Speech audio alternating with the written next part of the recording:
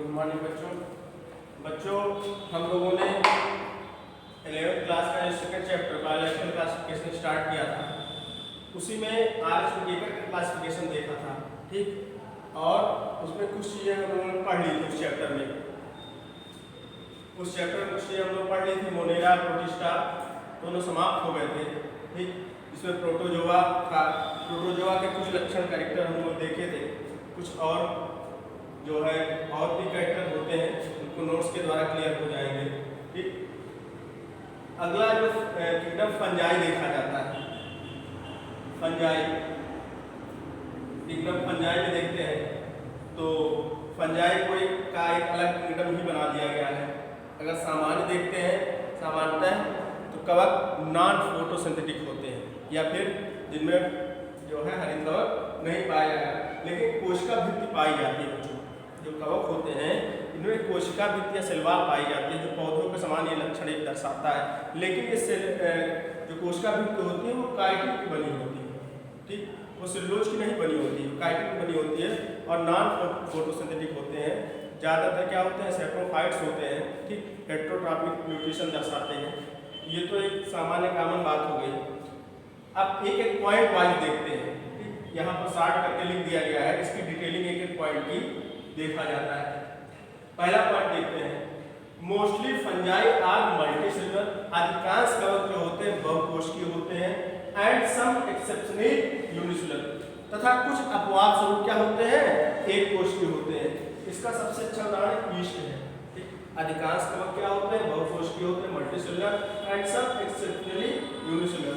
कुछ ऐसे होते हैं अपवाद स्वरूप जो क्या होते हैं, एक कोशिकीय होते हैं, जैसे ईस्ट। दूसरे पॉइंट की बात करते हैं, fungal body consist long standard structure called hyphae. जो कवक होता है, ठीक, मल्टीसेलुलर कवक, उसमें एक लंबवत संरचना जो सिलेंड्रिकल, उसमें जो है कोशिकाएं मिलकर के बनाती चली जाती है। इस संरचना को ये तंतुमय संरचना के रूप में होता है, इसे हाइफी कहा जाता है। क्या कहते हैं, जो संरचना बनती है सिलेंड्रिकल मतलब होता है लंबवत, लंबी संरचना बनती चली जाती है बॉडी में, वो क्या कहलाती है, हाइफी कहलाती है। बेसिक पॉइंट बच्चों को ध्यान देना।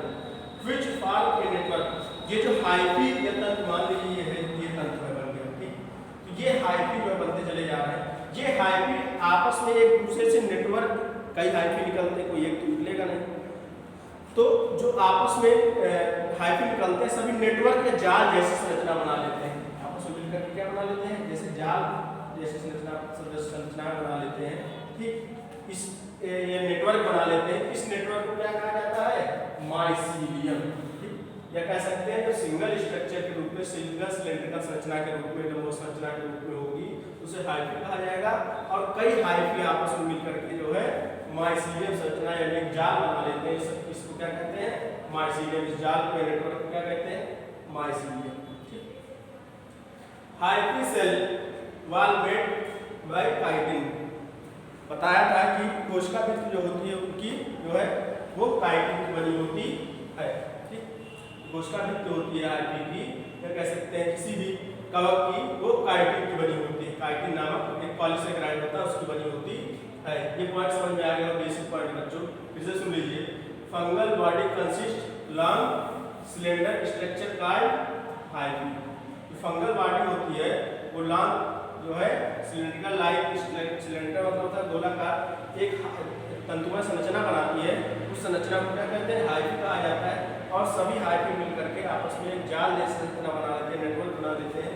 इस नेटवर्क को क्या कहते हैं, माइसीलियम। अगले पॉइंट पे आते हैं, दे मे बी एसेप्टिक। एसेप्टिक का मतलब होता है कि कुछ अंतराल पर जो है कोशिका द्रव्य क्या हो जाए, जो है एक तरह से कह सकते हैं कि किसी माध्यम के द्वारा भागों में बढ़ जाए। जैसे ये मान लीजिए तंतु है, तो कुछ अंतराल पर इसमें क्या हो, ठीक, इसके अंदर कोशिका द्रव्य पाया जा रहा है, केंद्रक हो, उपस्थित हो। तो एसेप्टिक का अर्थ ये हुआ कि इस तरह से जो है पट अनुपस्थित हो, ठीक। अगर पट पाए जाए, पट का मतलब हुआ बांटने वाला कोशिका द्रव्य। पट अगर पाए जा रहे हैं तो सेप्टिक बोला जाएगा, सेप्टेट बोला जाएगा। तरह से कोई संरचना जो कोशिका द्रव्य को बांटे नहीं पाई जा रही तो उसे क्या कहेंगे, एसेप्टिक मल्टीन्यूक्लियर कंडीशन या सिनोसिटिक कहा जाएगा। और अगर जो है इसमें पट पाए जा रहे हैं जिसमें कोशिका द्रव्य क्या हो गया है, इनके तंतुओं में बट गया है किसी पट या जो सेप्टा के कारण, तो उस कंडीशन क्या कहेंगे, सेप्टेट। तो जो है हाइफी जो होते हैं या माइसीलियम जो होता है वो एसेप्टिक या पट विहीन कह सकते हैं, पट विहीन हो सकता है और संकेंद्रीय हो सकता है। संकेंद्रीय मतलब जब पट नहीं पाए तो केंद्र पूरा कोशिका द्रव्य बिखरा होगा। और सेप्टेट भी हो सकता है, सेप्टेट का मतलब पटयुक्त, पट पाए जा सकते हैं, पटयुक्त। पट का मतलब जो कोशिका द्रव्य को बीच बीच में कई भागों में बांट देता है, केंद्र भी बढ़ जाएंगे इसके। फिगर के द्वारा नोट्स में क्लियर हो जाएगा। आगे देखते हैं, are fungi are non photosynthetic प्रकाश संश्लेषण नहीं करते हैं एंड हेटेरोट्रॉपिक या विषम पोषण दर्शाते हैं।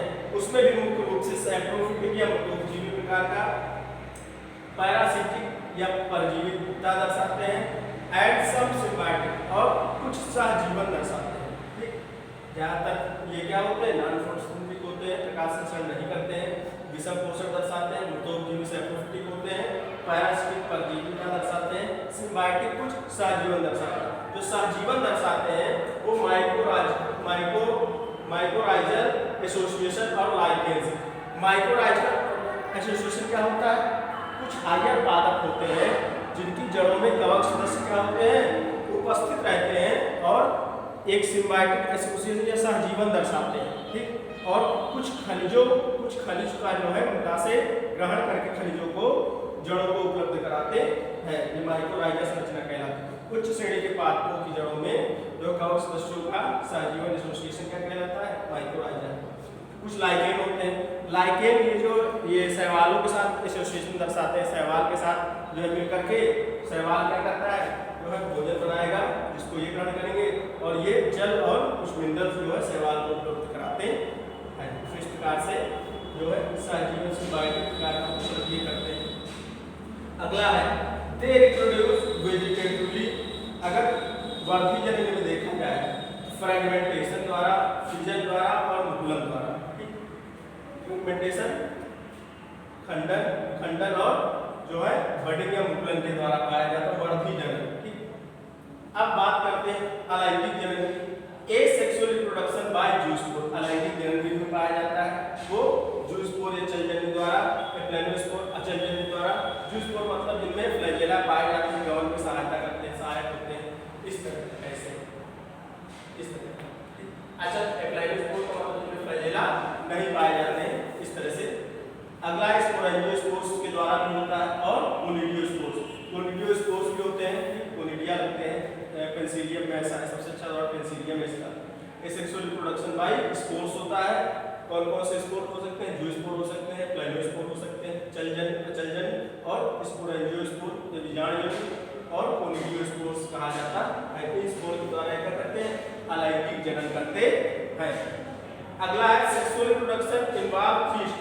जो लैंगिक जनन में पाया जाता है वो 3 चरणों में हो सकता है। चरण का मतलब 3 प्रकार या 3 माध्यमों में हो सकता है।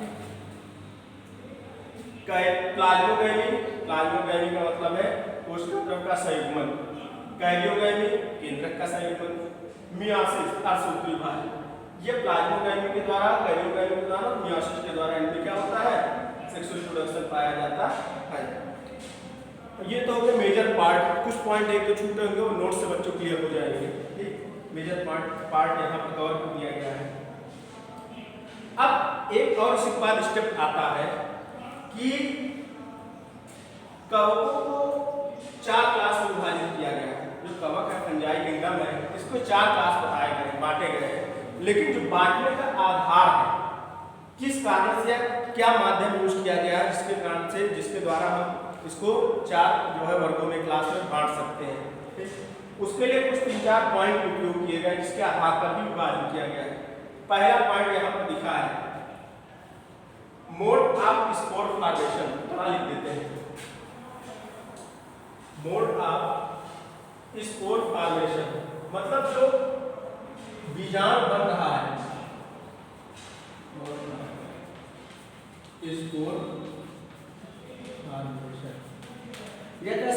प्रकार का बीजाणु बन रहा है, ठीक, इसके आधार पर भी एक ये पॉइंट लिया गया है, ठीक। दूसरा देखते हैं मॉर्फोलॉजी ऑफ माइसीलियम, मतलब माइसीलियम जो बना है, बताया था हाइफी मिलकर के नेटवर्क जाल बनाते हैं, इसे माइसीलियम कहा जाता है। जो माइसीलियम बना है वो किस प्रकार का है, उसकी संरचना कैसी है, एसेप्टेट है, सेप्टेट है, सिनोसिट क्या है, उन सबको देखा जाता है।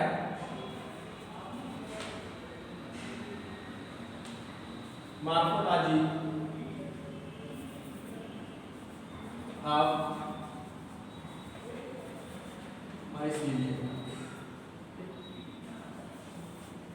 ये दो पॉइंट। तीसरा पॉइंट देखते हैं नेचर ऑफ फ्रूटिंग बॉडी, ठीक, नेचर ऑफ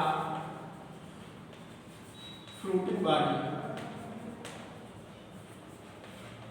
इसका मतलब ये हुआ उसमें जो फ्रूटिंग बॉडी या फलन काय बनता है, ठीक, फलन काय कह सकते हैं एक समूह या ग्रुप के रूप में होता है, ठीक, जो है कह सकते हैं माइसीलियम से ही मिलकर बनता है, ठीक, एक समूह बनता है, कह सकते हैं फलन काय फ्रूटिंग बॉडी।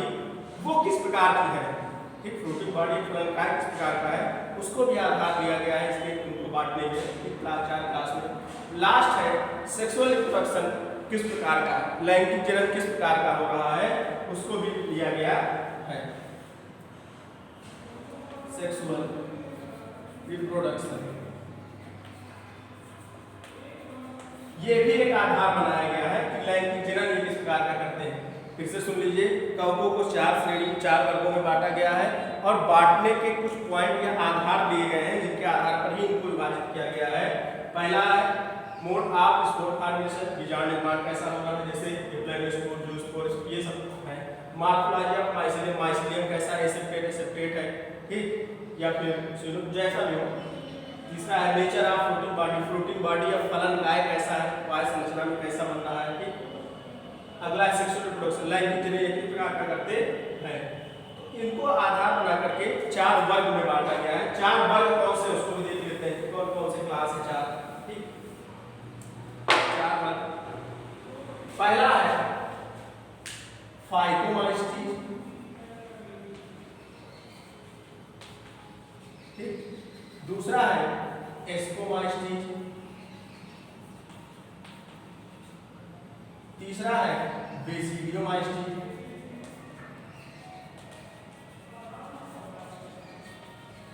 चौथा है ड्यूटीरोमाइस्टी,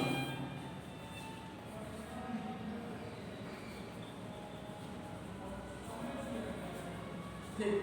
पहला है फाइकोमाइस्टी, दूसरा है एस्कोमाइस्टी, तीसरा है बेसिडियोमाइस्टी, चौथा ड्यूटीरोमाइस्टी। 4 क्लास में इनको डिवाइड किया गया मेजर क्लास में, ठीक। अब इनके बारे में हम लोग नेक्स्ट वीडियो में अध्ययन करेंगे। समझ में आ गया होगा, जो दिक्कत और होगी उसको नोट से क्लियर किया जाएगा। थैंक यू बच्चों।